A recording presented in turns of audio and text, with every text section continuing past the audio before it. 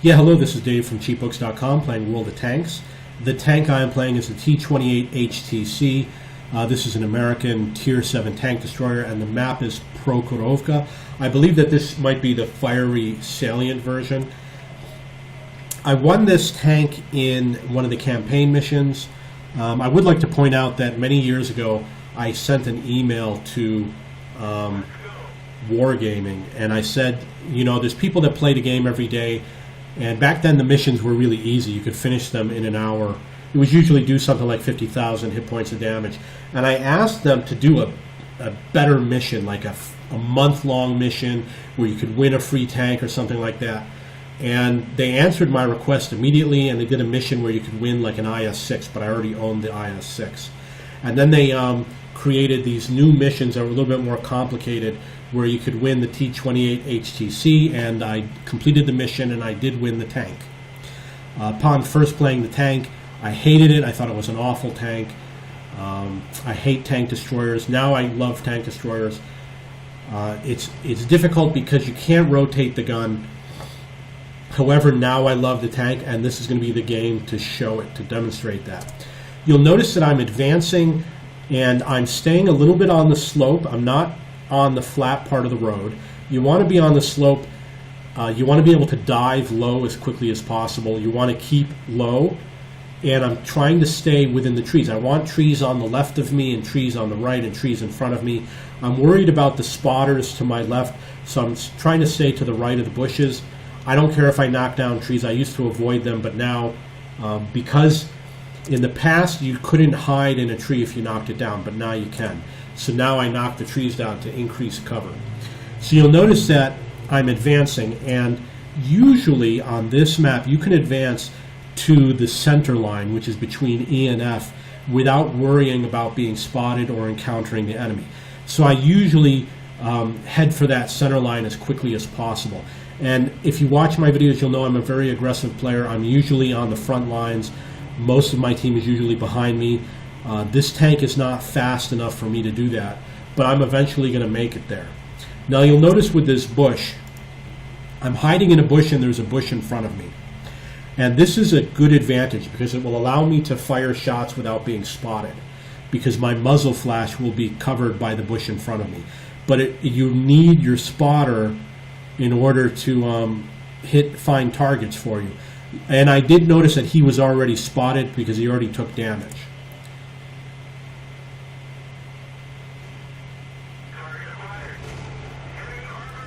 You can see I did 643 damage. This is a killing machine.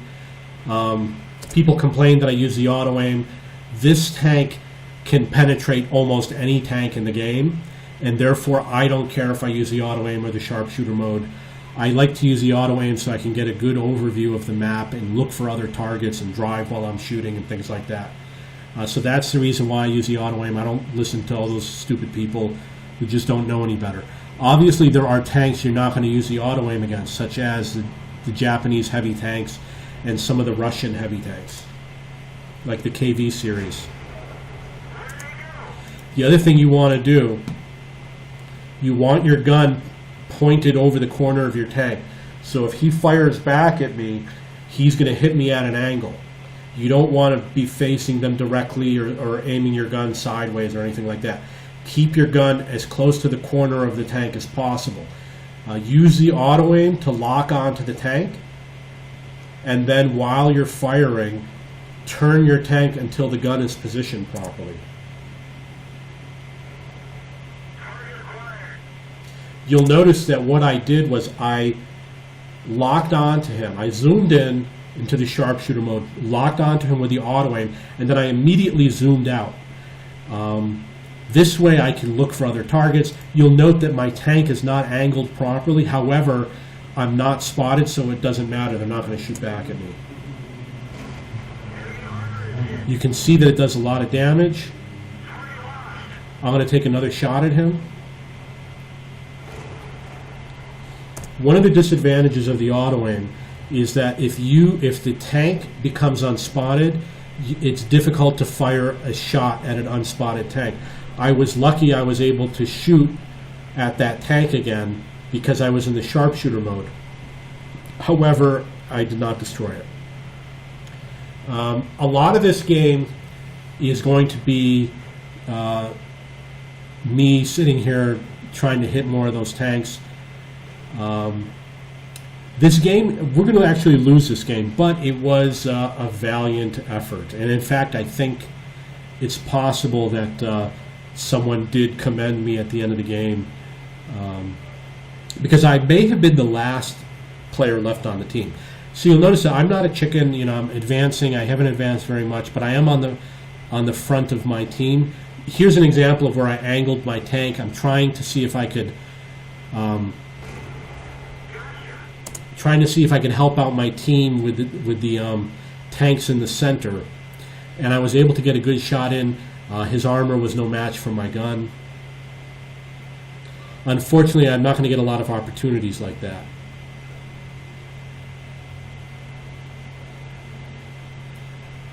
And you'll see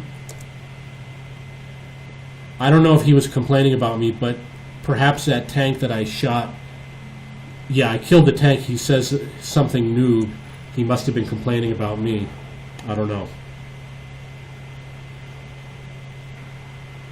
So now here's an example where I can't fire at that tank because I'm on the slope, so I had to move up. Now around this point, I'm like, I love this tank. Look at all the damage you do. The other thing is, you'll notice that that's the second time that I fired at a tank that wasn't spotted. I do advocate shooting at unspotted tanks, especially if you're using regular rounds. You might not want to fire your premium rounds at those tanks. I would say once a day I kill an unspotted tank, maybe 1 out of every 20 games or something like that.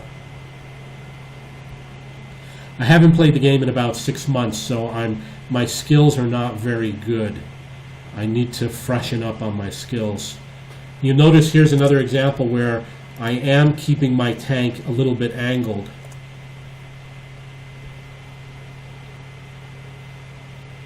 And what I do is I pause, I advance, I pause, I advance. You move from bush to bush. You go from one bush to the next bush.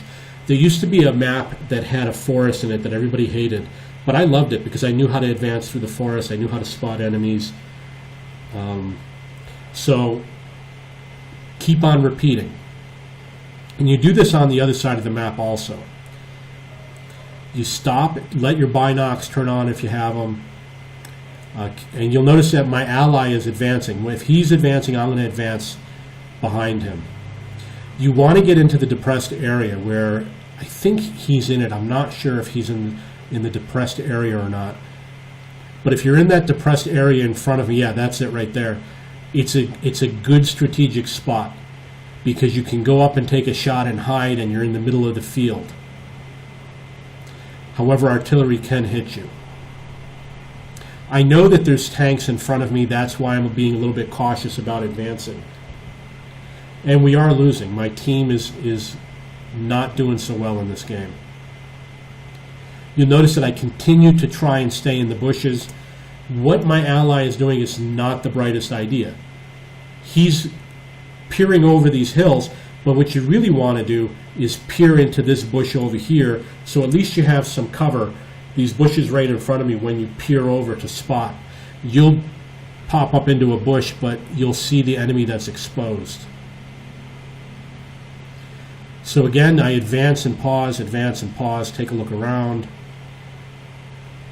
I'm not worried about my allies, but if they are in front of me, I will advance faster. I use the same technique whether I'm first or last.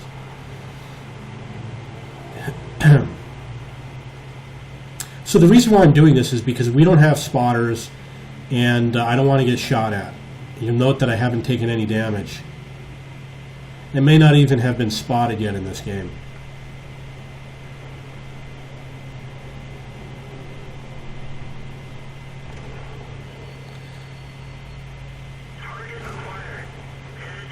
So you'll notice again, I auto aim and zoom out so I can, and I zoomed back in. I zoomed out so I could get the view of the field, so I can look for other targets. And you'll note that when the green triangle disappeared, that doesn't mean you can't fire at him.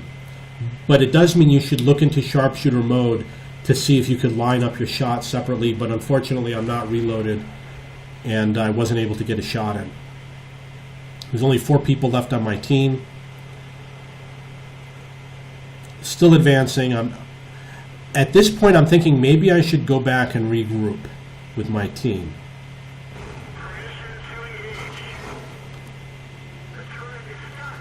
Now here's an example where using the auto aim makes a lot of sense, because somebody is firing at me from off in the distance there.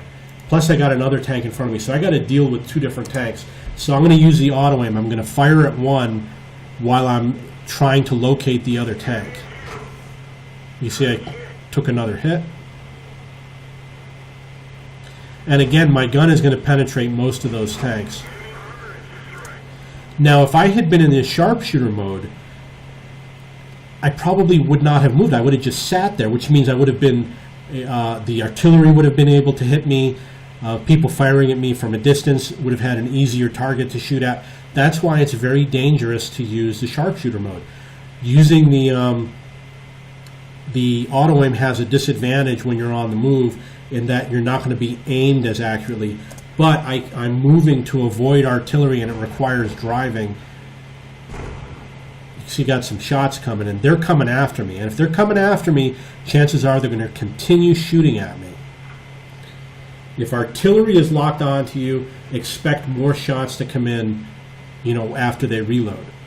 So I'm turning around because I saw an enemy tank behind me. I wanted to help out my ally, and I wanted to regroup.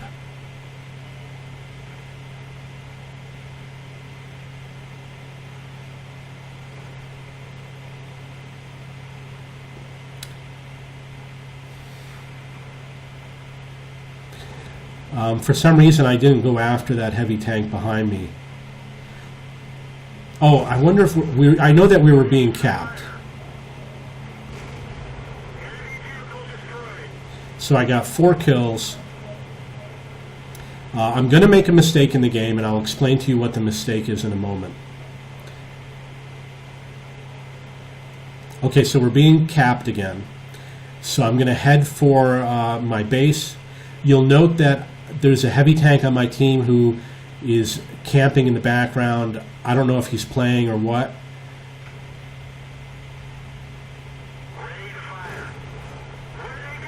Okay, so that was 4 kills. The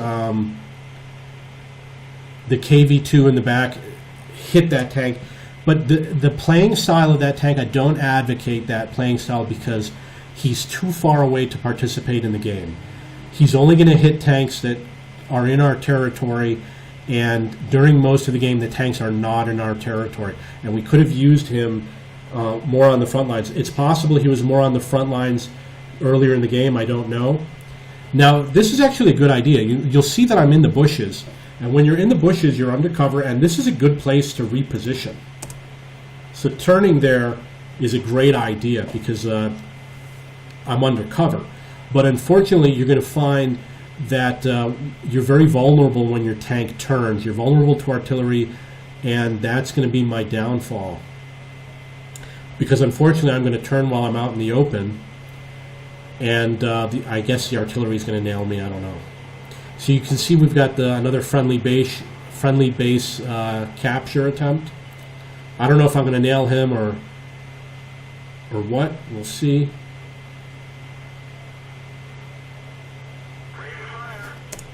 Now you'll notice I'm using the auto aim again. As soon as I see that green, I'm going to fire, and at the same time I keep an eye on what's going on elsewhere on the map. You'll notice that now I'm reversing. I don't know if I'm spotted or not, but I'm reversing, but I still want to see that green triangle.